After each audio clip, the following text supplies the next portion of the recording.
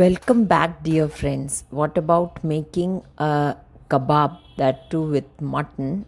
Let's make a mutton Reshmi Kebab. That is a very soft kebab which is there and exquisite tasting. It's very delicious. So let's start making it. Now for this, here I have taken 2 kg of mutton. This is mutton with bones I have taken. To make it less messier, you may very well go ahead with a boneless version. That will make it much easier for you. I had this, so I used bone with mutton 2 kg and 500 gram chana dal. This I had soaked it for 2 hours in water, cleaned and washed and cleaned again, and added it to the cooker. Now, along with this, there are very many dry spices, garam masala, whole spices, and the wet masala ingredients also. I'll list out all of them. For the dry spices, I'm using 5 cinnamon 5-inch pieces and seeds of 5 black cardamom. Only the seeds you have to use. 7 to 8 bay leaves, 7 to 8, or it may go up to 10. 3 teaspoon of cloves and 3 to 4 large star anise, that is about 2 tablespoon of star anise I have taken. 2 tablespoon of black pepper, 2 to 3 tablespoon of black pepper. 1 full mace, that is javitri, and 2 tablespoon of jeera. 10 green cardamom, 10 dried red chilli, 4 tablespoon whole coriander.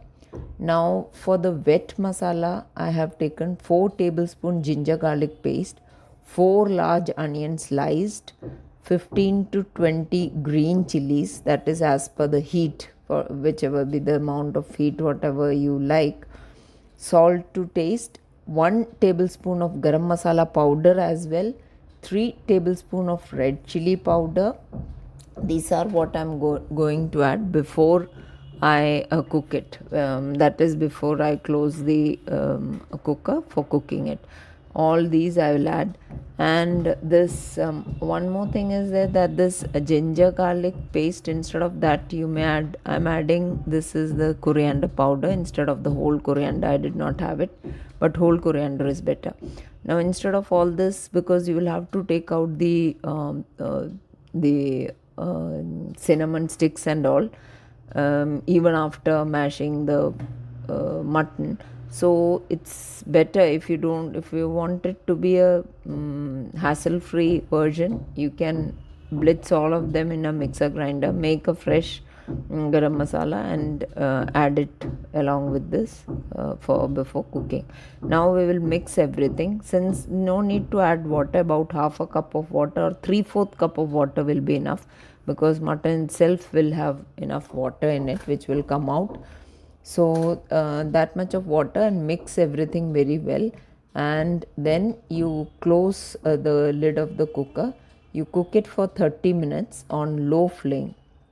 It should not stick to the bottom, so it has to be low flame, and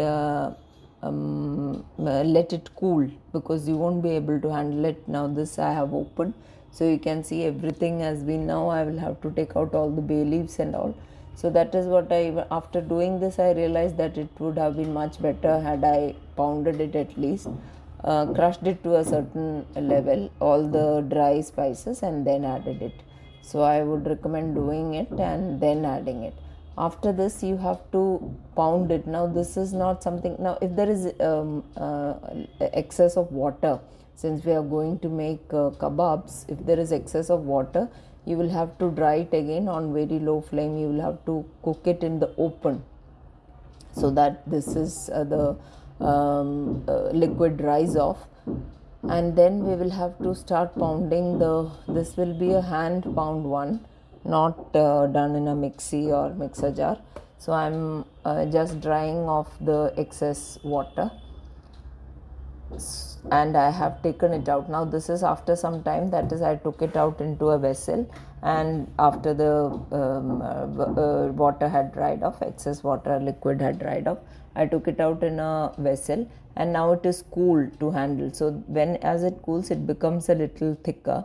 Now here I am, that is what I was doing for half an hour, that I was taking out all the khada masalas, because otherwise it will come into the cutlets and you won't be able to enjoy it, relish it.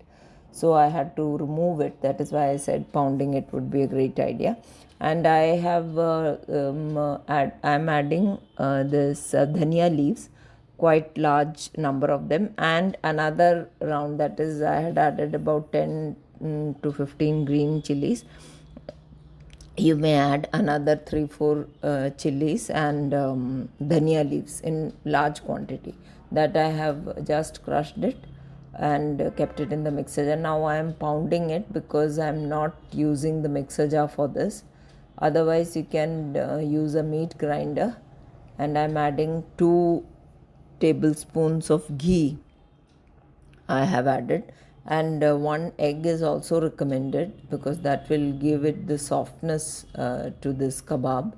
That is up to you. If you don't want to add the egg, I don't feel that it gives much there is much difference to it.